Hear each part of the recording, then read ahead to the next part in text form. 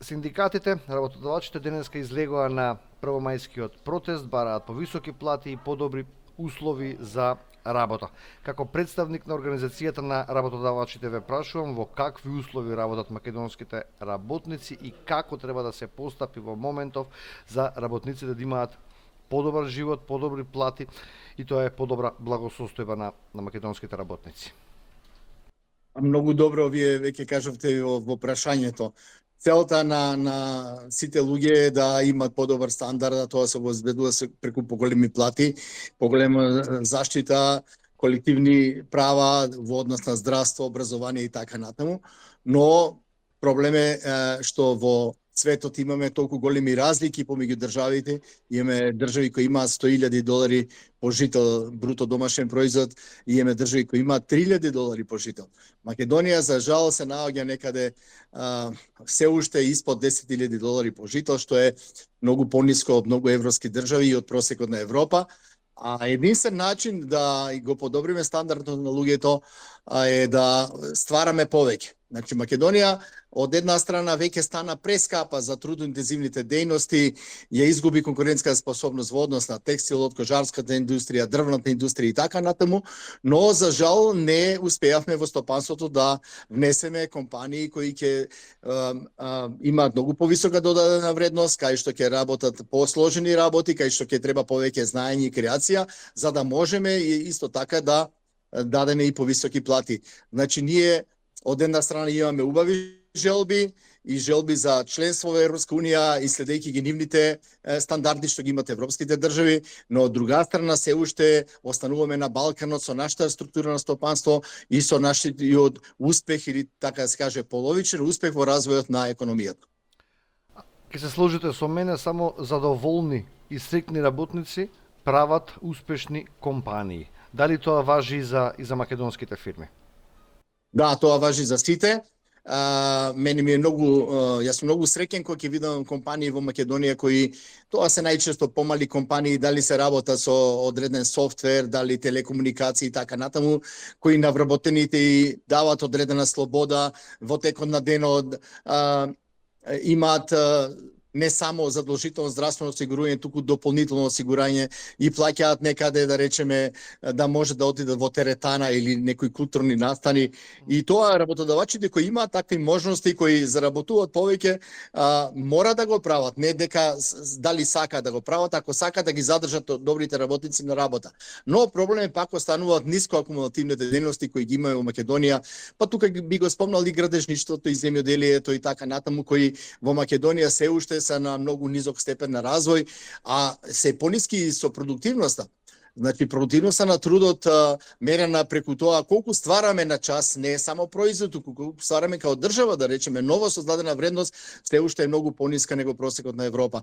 Затоа не треба само работниците или работодавачи овде да допринесат да тоа се смени, тука треба и државата, значи особено институциите државни мора да помогнат да ствараме повеќе, да се ствараат нови фирми, кај младите да негуваме желба за предприемништво, да се младите луѓе да не гледаат дека преку членување во партија ќе се вработат некаде во некој јавна сектор, туку да гледаат дека можат тие да направат собствена компанија, да таа компанија да може да работи и извоз и да фактички судбината си ја гледаат овде во Македонија. Кажете ми, ја спомнавте продуктивноста, тоа е една од причините за платите кои што се на ова ниво. Што правите вие како работодавачи за подобрување на продуктивноста? Колку сте во исчекор со технолошкиот развој во светот? А видите, ние како организација на работодавачи последната година доста работевме на продуктивност, а најпрви направивме една многу добро истражување, анкета плюс со мерливи податоци преку Финанстинг, и така да ги видовме разликите во продуктивноста во нашите компании. Се покаже дека компаниите кои имаат странски капитал имаат многу повисока продуктивност. Исто така видовме дека поголемите компании применуваат повисока технологија и вложуваат секоја година во нова технологија, додека помалите микрокомпании се тие што многу помалку вложуваат во нова технологија и како да не ги пратат процесите. Особено оние кои што на пазарот, на домашниот пазар се уште така да кажеме лагодно се однесуваат и можат да живеат од домашниот пазар.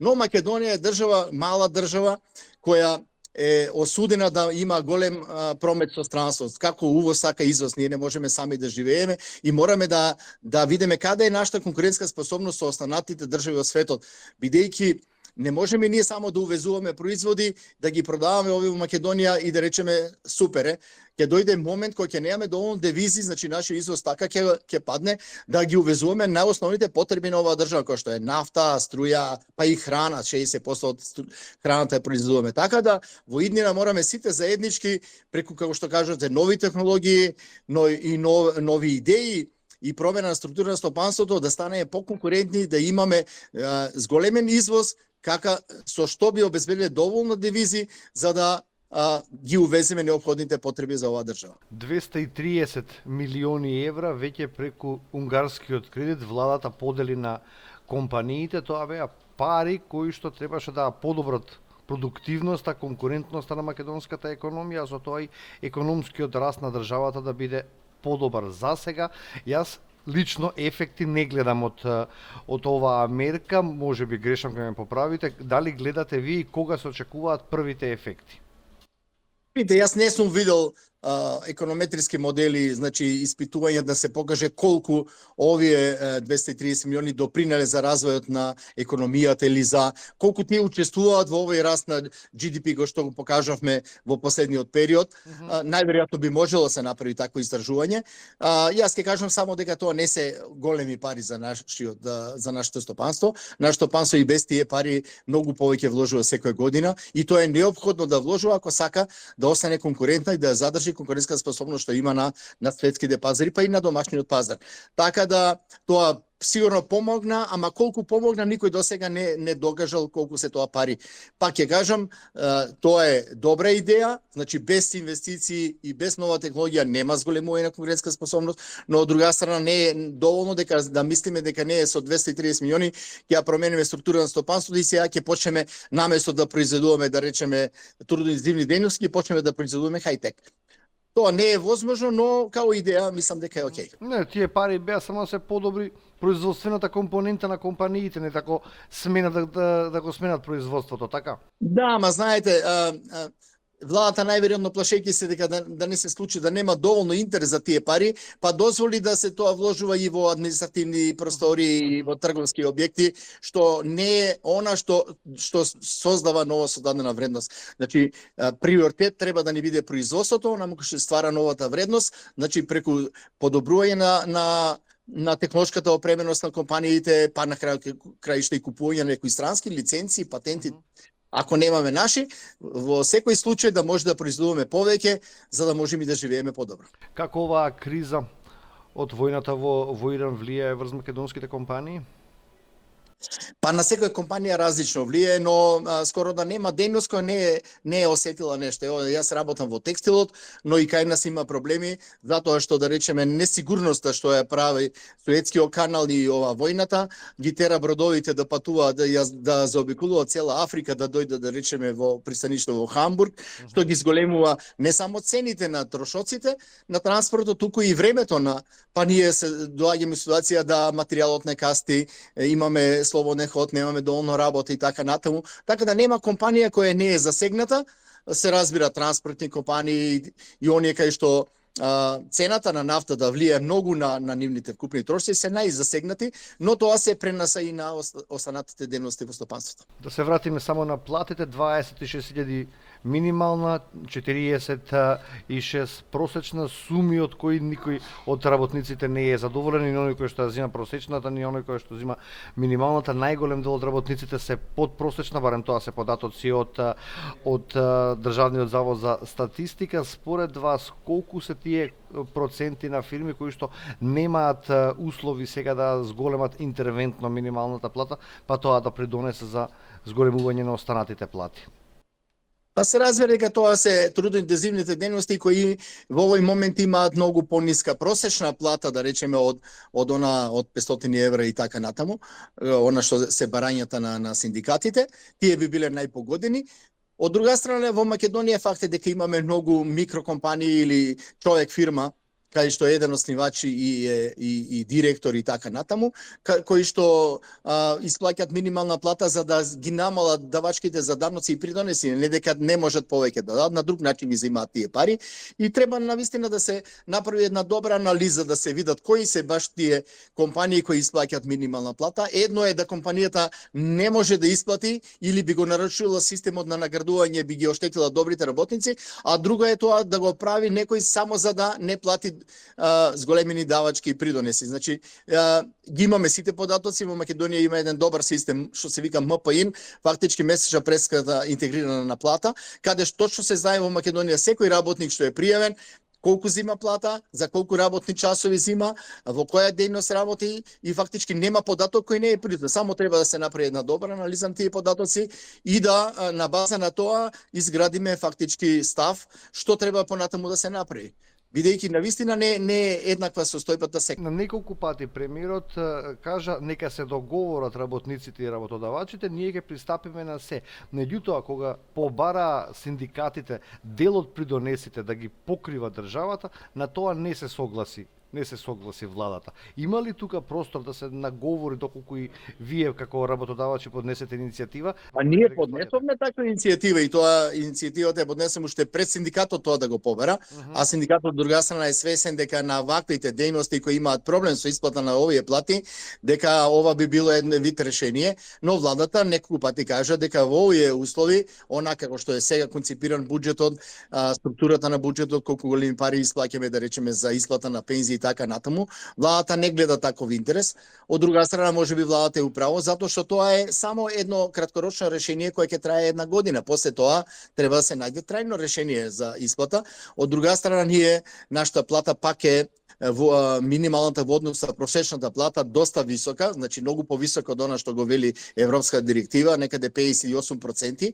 Со законот гарантира дека не може да биде помалку од 57% од просечна плата, и ако го гледаш само тој однос минимална во однос на просечна, не може да кажеме дека минималната плата е мала. Од друга страна, последните податоци за растот на просечна плата кажуваат дека таа има реален раст некаде за 4,5%, значи одбиена инфлацијата, значи тоа е реален раст, не е номинален, така да платите во Македонија и понатаму продолжуваат да растат и ќе продолжат најверојатно да растат заради тоа што имајќи во предвид сите услови во кои што се наоѓаме.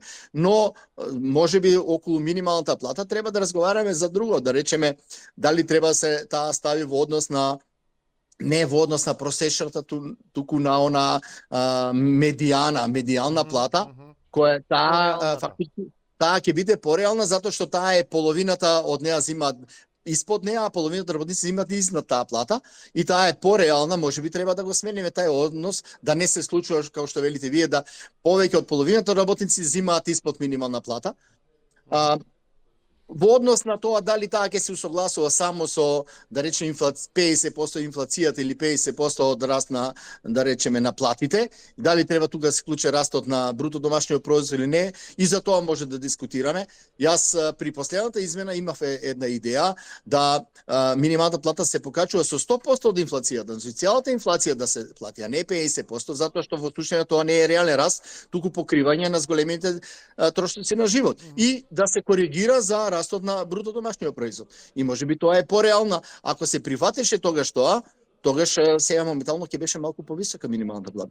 Значи за тоа можеме да разговараме, но не да мислиме дека само со така да кажем административно покачување на минимална плата би ги решиле нашите проблеми на стандардот на вработен и животниот стандард. Тоа се решава само преку зголемена продуктивност. Така, прво, 1 мај не е само тема за да се разговара за платите, туку и за подобрување на условите во кои што се работи. Официјални податоци лани 132 несреќни случаи на работното место, од кои дури 31 со смртен исход. Ова представува зголемување двојно за една година во споредба со 24-та, когаш биле регистрирани 17 смртни случаи. Колку според вас, ми е прашањето, се почитуваат правилата за безбедност и заштита на работа? Колку има обуки на работните места, колку има тестирање и се она што треба да ги заштити работниците? Законот не е така лош, колку што е имплементацијата лоша, затоа што законот се сведе на административно проценка на ризици така натаму.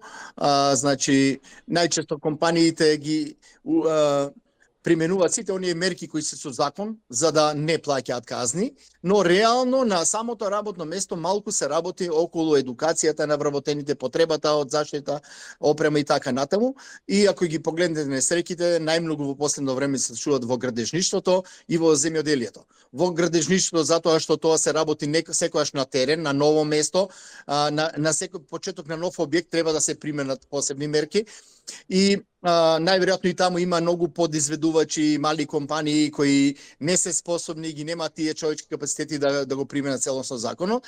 И во земјоделието кај што е, ние да не речам рак рана, затоа што имаме семени фамилии кај што е пријавен еден од родителите, а работат уште 2 деца и плюс мајката или таткото, што ни дава и погрешна слика за тоа колку имаме невработени, но исто така тие микрокомпании навистина се неспособни, немаат можности да ги применат сите овие мерки за заштита и затоа во овие два сектори имаме најмногу случаи на тешки случаи на безбедност и здравје при работа. Инспекторатот мислите дека постапува редовно?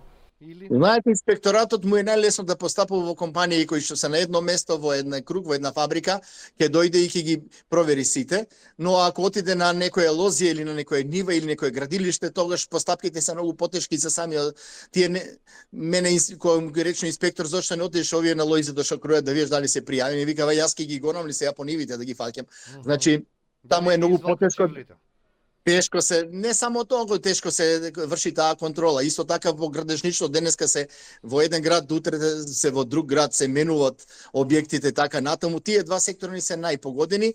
Инаку сега се работи на одредена измена на законот и мислам дека може да се подобри ситуацијата со тоа што законот би се симнал од канцелариите, од администрацијата, каде што се документи од 2-3 килограма листови и штампани, а не онаму на работното место кај што се случуваат несреќите. Таму треба да се применува законот, а не да стои во фиоките на правен сектор или не знам каде во компаниите. Димитров, ви благодарам на времето и на одговорите што ги имате на моите прашања. Благодарам и јас.